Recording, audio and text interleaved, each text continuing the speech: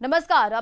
जोहार झारखंड देख रहे हैं आप और मैं आपके साथ रंजना रावत। झारखंड के सरकारी स्कूलों का हाल बदतर है। यहां पढ़ने वाले छात्र सूखा चावल खाने को मजबूर हैं और कोरोना काल में स्कूल के रसोई घरों पर ताला लगने के बाद यहां दोपहर के खाने की यही सच्चाई रह गई है। यहां तक कि सरकारी स्कूल में पढ़ने वाले छात्रों को सितंबर 2020 से अब तक खाने बनाने में लगने वाला कुकिंग कॉस्ट या अंडे या फल का पैसा नहीं मिला है। ऐसे में छात्रों को पौष्टिक आहार देने का दावा करने वाली सरकार की सच्चाई यही रह गई है। कोरोना काल में जब प्रोटीन युक्त पौष्टिक आहार खाने पर जोर दिया जा रहा है, तब झारखंड के सरकारी स्कूलों में पढ़ने वाले छात्र मार भात खाने को मजबूर हैं। तो ये खबर आपको हम रांची से बता रहे हैं, जहां कोरोना काल में स्कूल के रसोई घरों पर ताला लगने के बाद दोपहर के खाने में बच्चों को खाना नहीं मिलता है और यहां तक कि सरकारी स्कूल में पढ़ने वाले छात्रों को सितंबर 2020 से अब तक खाना बनाने में लगने वाला जो कुकिंग कॉस्ट है और अंडे हैं या फल हैं, पैसा नहीं मिल रहा है। ऐसे में छात्रों को पौष्टिक आहार देने का दावा करने वाली सरकार की सच्चाई सामने दिख रही है। कोरोना की वजह से हम लोग को खाना नहीं मिल रहा है। पहले चावल मिलता था, फिर हम लोग को पहले खाना भी मिलता था, अंडा भी मिलता था। और अभी क्या मिल रहा है सिर्फ? अभी चावल मिल रहा है, सूखा चावल। और अंडा नहीं खा रही हो? नहीं, अभी अंडा नहीं मिल रहा है कोरोना वायरस के चलते। पैसा तुमको मिला कि नहीं अकाउंट? अभी मेरे अकाउंट में पैसा नहीं आया है। याद नहीं आया? कब? बहुत दिन से। एक बार आया था 1000, बस। खाना बनता था, दीदी लोग बनाती थी, हम लोग खाते थे। अब कोरोना वायरस की वजह से अभी सूखा चावल मिल रहा है और अंडा भी मिलता था। अभी अंडा नहीं मिल रहा, सूखा चावल बस मिल रहा है। पैसा जो अकाउंट में आता है? पैसा भी अकाउंट में आता है। अब पहले 1000 आया था, अभी अकाउंट में पैसा नहीं आया है। कुकिंग का पैसा तो हम लोग सितंबर 2020 तक ही बांटे हैं।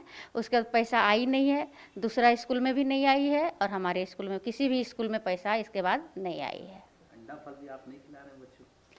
पैसा ही नहीं है, जीरो बैलेंस हो गया है, कैसे खिलाएंगे।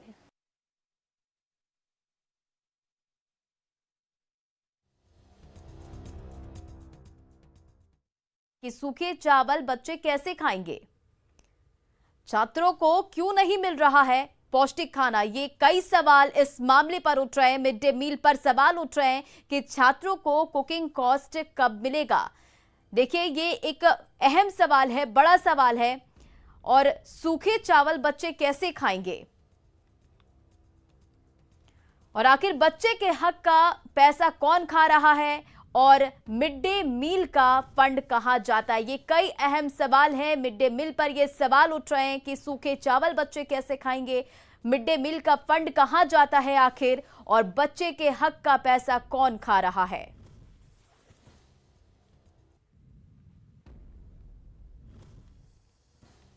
तो देखिए, ये एक गंभीर मुद्दा है और यहां सवाल उठता है कि मिड डे मील पर सवाल उठता है कि छात्रों को क्यों नहीं मिल रहा है पौष्टिक खाना और सूखे चावल बच्चे आखिर कैसे खाएंगे। ये तमाम सवाल है। छात्रों को कुकिंग कॉस्ट कब मिलेगा और खाली पेट बच्चे कैसे करेंगे पढ़ाई, और सबसे अहम सवाल कि मिड डे मील का फंड आखिर जाता कहां है और बच्चे के हक का पैसा कौन खा रहा है। और इस पर अधिक जानकारी के साथ अविनाश, हमारे संवाददाता रांची से हमारे साथ इस वक्त फोन लाइन पर है। अविनाश, देखिए, ये एक अहम मुद्दा है और सवाल ये है कि मिड डे मील का फंड आखिर जाता कहाँ और बच्चों को क्यों नहीं मिल रहा है खाना। जरूर रंजना, अगर आप देखें झारखंड में क्लास 1 से लेकर 8 की अगर छात्रों की संख्या की अगर लिहाज से देखेंगे, मिड डे मील के हकदार हैं, मध्याह्न भोजन के हकदार हैं, तकरीबन 42 लाख ऐसे स्टूडेंट हैं। पिछले सितंबर 2020 के बाद से जो कुकिंग कॉस्ट है या फिर अगर हम अंडा और फल के पैसे की बात करें, वो पैसा जो छात्र हैं उनके खाते में नहीं जा रहा है। और लगातार इस तरह से अगर आप कोरोना काल में देखें, जब हर कोई या डॉक्टर की अगर हम बात करें तो प्रोटीन आहार देने की बात होती है, प्रोटीन आहार लेने की बात होती है। ऐसे में अगर जो ऐसे सरकारी जो विद्यालय हैं जहां मध्याह्न भोजन को बहुत महत्वपूर्ण माना जाता है, मध्याह्न भोजन की शुरुआत के बाद से जो स्टूडेंट की संख्या रही उसमें भी इजाफा हुआ। ये साफ था कि गरीब घर के जो बच्चे हैं वो यहाँ एक वक्त का खाना खाते हैं, लेकिन पिछले अगर सितंबर से लेकर अभी तक की बात करें तो सिर्फ उनके हक का जो चावल है, सूखा चावल है, वही उनके घर तक पहुंच रहा है। चाहे वो क्लास 1 से लेकर 5 तक के अगर बच्चों की बात करें प्रतिदिन के लिहाज से 100 ग्राम की बात करें, और क्लास 6 से लेकर 8 की अगर हम बात करेंगे तो ये 150 ग्राम जाता है। लेकिन इसके अलावे जो कुकिंग कॉस्ट की अगर हम बात करें या अंडा और फल की बात करें, एक भी पैसा उनके खाते में नहीं गया है। और इसमें सवाल आप जो न्यूज़ 18 उठा रही है कि आखिर मिड डे मील का जो पैसा है वो कौन रख रहा है, कहाँ अटक रहा है। वाकई अविनाश, देखिए जिस तरह से पौष्टिक आहार देने का दावा सरकार करती, क्या सरकार को इस मामले में जानकारी नहीं है? सरकार को जरूर जानकारी है रंजना, और आपको बता दें कि लगातार इस पर बातें भी हो रही हैं और सरकार के तरफ से ये दावे भी किए जाते हैं कि बहुत जल्द जो छात्र हैं उनके खाते में पैसे चले जाएंगे। लेकिन ये सिर्फ और सिर्फ बयानबाजी तक अगर हम कहें या फाइलों के मूवमेंट तक अगर हम बात करें, यहीं तक सीमित है। जो लाभ मिलना चाहिए छात्रों को, समय पर जो लाभ मिलना चाहिए, जिसके वो हकदार हैं, वो नहीं हो पा रहा है, और यही सच्चाई है। और ऐसे में आप समझिए कि जो छोटे बच्चे हैं उनका कितना मन लगेगा, भूखे पेट अगर बैठकर वो पढ़ाई कर रहे हैं, उनका पढ़ाई में कितना मन लगेगा, ये आप समझ सकती हैं उन आंकड़ों से, जो सरकार ही कहती है कि मध्याह्न भोजन की शुरुआत के बाद से झारखंड में सरकारी स्कूलों में। जी अविनाश, इन तमाम जानकारियों के लिए बहुत बहुत शुक्रिया। चलिए रुक करते अब अपनी अगली खबर की। साहिबगंज जिले के 3 पहाड़ थाना क्षेत्र के सकड़भंगा गांव में घर के सामने से मंगलवार की रात गोड्डा सांसद को फोन से धमकी देने के आरोपी दिनेश पंडित को गिरफ्तार कर लिया गया है। और दिल्ली स्पेशल ब्रांच और देवघर पुलिस के साथ साहिबगंज की 3 पहाड़ और रांगा थाना पुलिस ने संयुक्त रूप से गिरफ्तारी की। दिनेश रांगा हत्याकांड का भी आरोपी है, जिस पर गोड्डा सांसद निशिकांत दुबे को भी फोन पर धमकी देने का आरोप दिनेश पर है। मुख्यमंत्री हेमंत सोरेन के आदेश और जांच टीम की रिपोर्ट के आधार पर झारखंड सेवा सदन नर्सिंग होम और डायग्नोसिस सेंटर को तत्काल प्रभाव से बंद करने का आदेश जारी कर दिया गया है। सिविल सर्जन के निर्देश पर बड़हरवा सामुदायिक स्वास्थ्य केंद्र की प्रभारी सरिता टुडू ने झारखंड सेवा सदन nursing home and diagnosis centre को बंद करवा दिया है। अस्पताल के मैनेजर सुमन सिंह को अस्पताल में किसी तरह काम नहीं करने दिया का आदेश दिया गया है। दरअसल 5 से 7 अक्टूबर के बीच झारखंड सेवा सदन बड़हरवा में मरीजों के मोतियाबंद का ऑपरेशन किया गया था। इसके 2 दिन बाद से ही लगभग 14 लोगों की आंखों की रोशनी जाने की शिकायत थी। इधर लातेहार के चिपादोहर स्थित प्राथमिक स्वास्थ्य केंद्र की बदहाली की खबर प्रमुखता से चलाई गई थी, जिसके बाद खबर का असर हुआ था और स्थायी तौर पर 5 दिनों के लिए डॉक्टरों को नियुक्त किया गया। बावजूद इसके पूरे दिन की ड्यूटी होने के बाद भी डॉक्टर अस्पताल से गायब हैं। इस वजह से प्रसव के लिए आई महिलाओं को समय पर बेहतर इलाज नहीं मिल पाता है। स्वास्थ्य केंद्र का जायजा ले संवाददाता संजय भारती ने।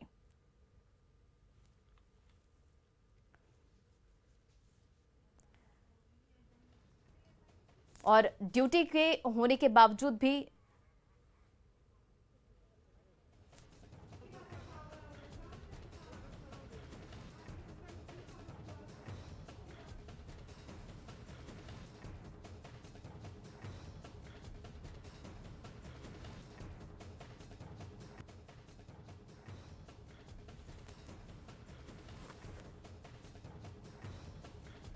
और रांची में सीएम हेमंत सोरेन ने नागा बाबा वेजिटेबल मार्केट का उद्घाटन किया। करीब 11 करोड़ की लागत से बने इस वेजिटेबल मार्केट में करीब 250 से 300 सब्जी विक्रेताओं को बैठने की व्यवस्था है, जबकि 50 से करीब फल विक्रेताओं को भी शेड लगाकर जगह दी गई। दरअसल राजधानी रांची के नागा बाबा सब्जी मंडी राजभवन के सामने सालों से चली आ रही थी और इस वजह से ट्रैफिक के साथ गंदगी एक बड़ी समस्या के तौर पर देखने को मिलती थी, जिसके कारण वेजिटेबल मार्केट बनाए जाने की मांग की जा रही थी।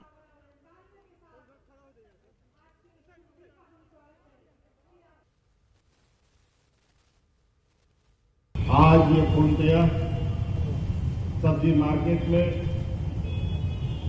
यहाँ पर सब्जियों की खरीद बिक्री होगी।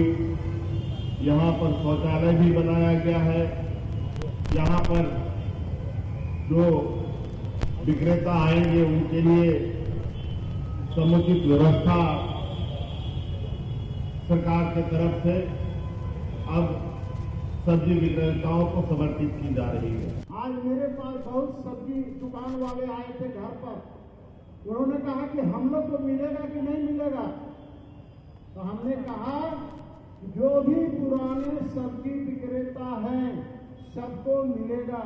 उन्होंने दिखाया भी मुझे कि 31/3/2016 को सर्वे करने के बाद वो हमें रसीद मिला था, वैसे सारे लोगों को मिलना चाहिए। तो मुख्यमंत्री हेमंत सोरेन ने रांची में वेजिटेबल मार्केट का उद्घाटन कर दिया है, जिसके बाद नागा बाबा खटाल के सब्जी दुकानदारों में खुशी है। उन्हें अब ना तो पुलिस के डंडे खाने पड़ेंगे और ना ही अब गंदगी और बारिश के बीच दुकान लगाने की समस्या होगी। ऐसे में ऐसे कुछ दुकानदारों से बात की हमारे सहयोगी ओम प्रकाश ने।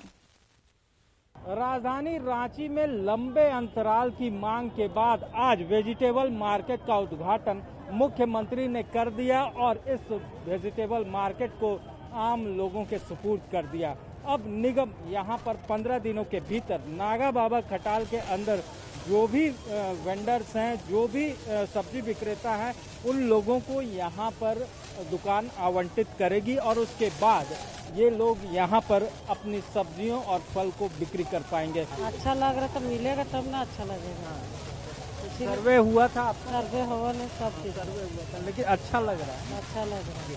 तो ये वेजिटेबल मार्केट में क्या खास नजर आ रहा है आप लोगों को? छत्र तो मिल ही रहा है, क्या कहना चाहिएगा? यहाँ तो सब अच्छा ही लग रहा था, जो सुविधा है अच्छा ही है सभी के लिए।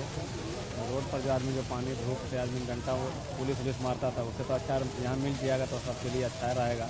ये आज हर्षोल्लास का बेला है। माननीय श्री हेमंत सोरेन जी के द्वारा एवं झारखंड में जो भी हमारे स्ट्रीट वेंडर हैं, जो गरीब तबके के लोग हैं, आज वो समावेशी विकास की ओर प्रस्थान कर रहे हैं। और झारखंड में उनको भी लग रहा है कि मैं जो झारखंड का निर्माण हुआ है इनके लिए, गरीब और वंचित आदिवासी शोषितों के लिए हुआ है।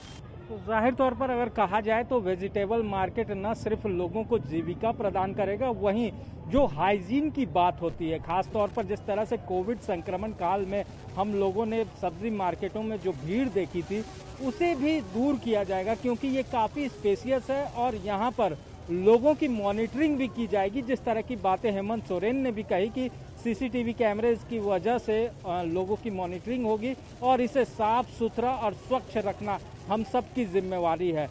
अब रांची शहर वासी इसका कितना लाभ उठाते हैं और इसे कितना सुरक्षित पाते हैं, ये भी देखना होगा, क्योंकि ये सार्वजनिक संपत्ति है और इसकी सुरक्षा करना हम सबों का दायित्व है। कैमरामैन संजीव तिवारी के साथ ओम प्रकाश, न्यूज़ 18 रांची। राज्य के हरबों में सरदार पटेल पार्क का उद्घाटन मुख्यमंत्री हेमंत सोरेन ने किया। करीब 2.5 करोड़ रुपए की लागत से तैयार ये पार्क आधुनिक सुविधाओं से पूरी तरह से लैस है। इस मौके पर पार्क में निर्मित सरदार वल्लभ भाई पटेल की मूर्ति का भी अनावरण हेमंत सोरेन ने किया। इस मौके पर बीजेपी के प्रदेश अध्यक्ष सांसद दीपक प्रकाश, सांसद संजय सेठ, विधायक CP Singh, mayor Asha Lakra, deputy mayor Sanjeev Vijayvargiya सहित कई पार्षद उपस्थित थे। आज के बाद इस मैदान में खेल कूद और स्वास्थ्य लाभ तो आप ले ही सकते हैं, लेकिन हमारा आप लोगों से आग्रह होगा कि इसकी रक्षा करने की भी हमें अपने व्यक्तिगत रूप से जिम्मेवारी उठानी पड़ेगी। यहाँ के नागरिक इसका लाभ उठाएंगे और सबसे बड़ी बात है, इस पार्क का नाम ऐसे व्यक्तित्व के नाम पर रखा गया है, ऐसे महापुरुष के नाम पर रखा गया है, लोक पुरुष के नाम पर रखा गया है, जिसको सरदार पटेल से हम तक कोई जान। बाबूलाल मरांडी आज पलामू दौरे पर है। मेदिनीनगर के शिवाजी मैदान में आयोजित कार्यकर्ता सम्मेलन में भाग लेने के लिए बाबूलाल पलामू पहुंचे, जहां पारंपरिक नागपुरी नृत्य संगीत के साथ बाबूलाल मरांडी का स्वागत किया गया। कार्यकर्ता सम्मेलन में पलामू सांसद बीडी राम समेत कई नेता उपस्थित हैं।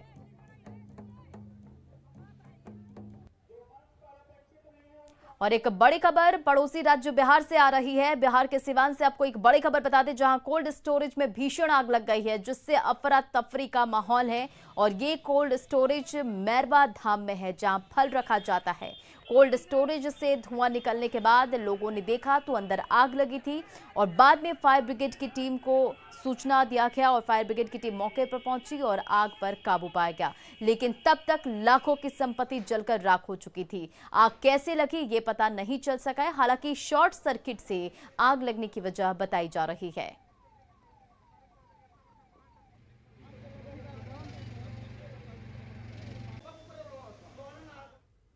इधर देवघर में पैसे की डिमांड पूरी नहीं करने पर छोटे भाई ने बड़े भाई की चाकू मारकर हत्या कर दी। वहीं उसे बचाने आए माता पिता पर भी हमला कर दिया और कुंडा थाना क्षेत्र के भिकना गांव की ये घटना है। इस मामले में माता पिता गंभीर रूप से घायल बताए जा रहे हैं और पिता ने बताया कि उनका छोटा बेटा घर में लगातार पैसे की मांग करता रहता था। उसने कई जमीनें पहले भी बेच दी थी। पैसे नहीं मिलने पर उसने बड़े भाई पर चाकू से हमला बोल दिया, जिसमें मौके पर ही उसकी मौत हो गई। पुलिस ने आरोपी को गिरफ्तार कर लिया और घटना की वजहों की जांच में जुट गई है। 40,000 50,000 मांगे छे, हम कहाँ देवे? लोन उठाकर 30,000 दिलिए और खाली फुटाने गंजा मांग करे छे। जो जमीन कागज मांगल के साथ दे गले जो कर्म करते हैं। आप की करिए? आले बेटा बिहान गाड़ा काम करिए, चना फूले हाथ ले पिछुए से मारे लगे छुड़ा। अच्छा बड़का बेटा मैया दौड़ी बचायल गए, मैयो मारे लाले तन हमें दौड़ गए, हम छुड़वा पकड़िए सभी मारिए देते। छुड़वा पकड़े छोड़ दिए ना, घिसिया नहीं बाहर आने का। तो भाई के बीच में जो है चाकूबाजी का मामला है। अब कारण क्या है उस चीज़ का जांच किया जा रहा है। तो किसी की मौत भी हुई है? एक भाई की मौत हुई है और छोटा भाई जो है मतलब जैसा अभी आ रहा है सामने, छोटा भाई ही मारा है। अब कारण क्या है इस चीज़ का जांच किया जा रहा है। और माता पिता को भी चाकू मारा है? हाँ, माता पिता को चोट है कहीं कहीं। और इधर गिरिडीह में मानव तस्करों के चंगुल से 4 बच्चियों को मुक्त कराया गया है। हीरोडीह पुलिस की सक्रियता से सभी की रिहाई हो सकी। मुक्त की गई लड़कियों में 3 देवरी और एक तीसरी थाना क्षेत्र की रहने वाली है। इस दौरान एक मानव तस्कर विकास राय को गिरफ्तार किया गया, जबकि गिरोह का सरगना हीरो राय फरार बताया जा रहा है। चाइल्ड ट्रैफिकिंग मामले की जांच एसडीपीओ खुद कर रहे हैं। पुलिस के मुताबिक दोनों तस्कर पिछड़े इलाकों से लड़कियों को ले जाकर महानगर में रोजगार के नाम पर बेचने का काम करते हैं। मास्टरमाइंड है, उसमें से एक की गिरफ्तारी भी हुई है और एक फरार है, जिसकी गिरफ्तारी को लेके लगातार छापामारी चल रही है। इन लोगों को बहला फुसला के ले जाया जा रहा था कि दिल्ली में आप लोगों को काम दिया जाएगा। जो सभी नाबालिग बच्ची है, मामले की छानबीन की जा रही है। इसमें कौन कौन से लोग शामिल हैं, गिरिडीह में कौन कौन शामिल है, इसको रिसीवर करने वाला दिल्ली में कौन कौन शामिल है, पूरा रैकेट का हम लोग खुलासा करेंगे। और अब बात महापर्व छठ की तैयारी की।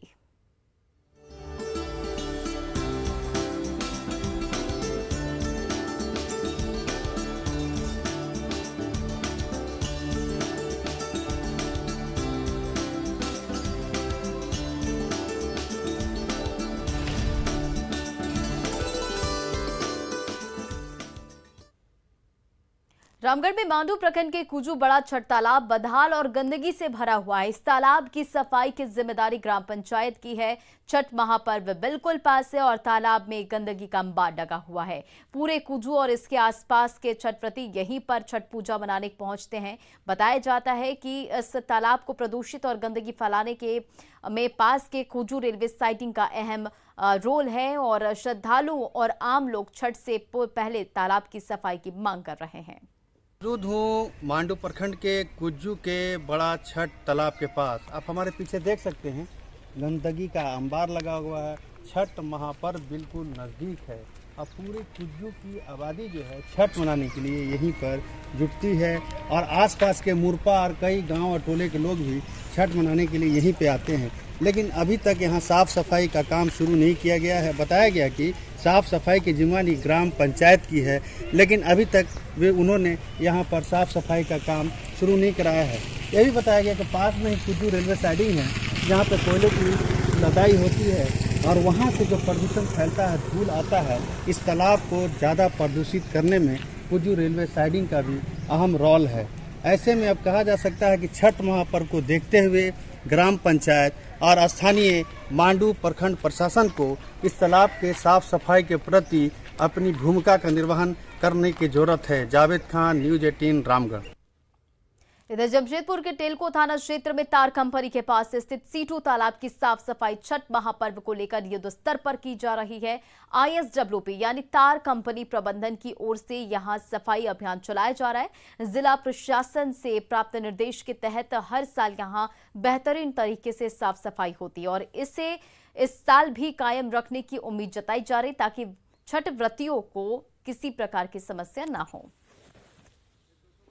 छठ की तैयारी हर साल की भांति इस साल भी अच्छा से अच्छा करेंगे हम, चूँकि हर साल जो है कंपनी प्रबंधन निदेशक की तरफ से कोई भी किसी तरह की कोताही नहीं बरती जाती है।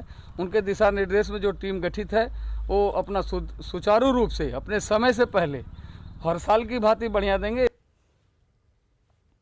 भारत में साफ सफाई की समस्या एक वास्तविकता है और अब चाहे बात शहर की हो या फिर ग्रामीण क्षेत्र की, नागालैंड के पूर्वी हिस्से के एक छोटे से गांव ने इस समस्या का हल निकालने के लिए पारंपरिक तकनीकों का इस्तेमाल किया और बहुत हद तक इससे निपटने की पहल की है। वॉश के प्रमुख दिव्यांग बाघेला ने हमें बताया कि कैसे वहां के स्थानीय समुदाय एक साथ आए और पूरी तरह से स्वच्छता के इस लक्ष्य की तरफ एक साथ जुटने के साथ ही फाइनेंस और कनेक्टिविटी जैसे परेशानियों को भी दूर की।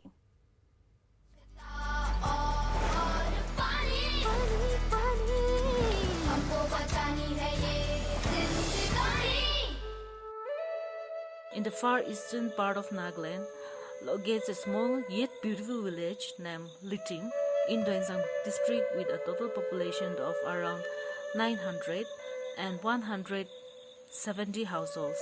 The sanitation condition was very poor till 2015 in our village, and we were facing a lot of problems due to these airborne and waterborne diseases. When we started working on sanitation project, we realized that the transporting material from the plain lands to the hilly terrains was very difficult, and the cost was also very high. When we started communicating with the communities, they have come out with the idea about how they can build bamboo-based toilets, and I think it was very innovative idea. The community said, okay, whatever funds you can help us, you help us, and then the raise we will raise. And therefore, the Dada Trust came in with the support of 40%, which we use the money to buy like cement, sand, which is not available here. But then the 60% share from the community, like from each household, is like they will contribute their own labor costs. In Nagaland, the communities have a very strong social structure and institutional mechanism, which is called village council. We have started working with the village councils. We build their capacity and we help them in terms of designing the solutions. And at the same time, we also help them to understand that how the systems could be sustainable. Hay ngan doje toilet ko chamban dola hay tangwan bhaya ji.